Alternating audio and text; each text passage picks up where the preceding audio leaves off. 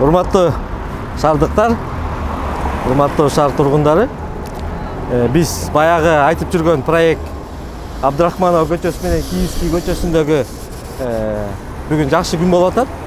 Биринчи болуп, мынакей жакшынакай аялдама ачылып атат.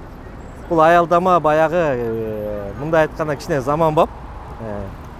Навигационный картасы менен, жайдын күнү тиги муздаткыч менен, кыштын күнү болсо жылыткыч менен жасалган атайын аялдама. Бул жерде анча-мынча дагы өзүнүн мындай шарттары бар, комфортный. Келип банкоматтар болот, мындай отурган жакшы навигациясы болот.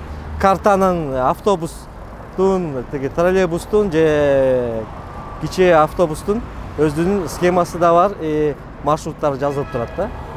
Биз мындай проект бүгүн алгачкы жолу болуп атат. Бул биздин Бишкек Первомай акимиятынын демилгеси менен чогуу Бишкек башкы архитектура болуп чогуу жасалган иш. Мындай аялдаманы биз дагы шаарга көп уюштуралы деп атабыз. Андан тышкары силерге бай өткөндө айтып кеткендей, бул ар жагындагы коомдук жер, атайын общественный пространство деп коебуз, сквер. Ал дагы бүгүнкү күндө иштери жасалып атат. Материалдары сатылып алып, азыркы күндө бүгүнкү күнгө ишти баштаганга даярдык жүрүп атат да. Буюрса ал иш дагы жасалып, буюрса жакында аны да сизге тартуулайбыз.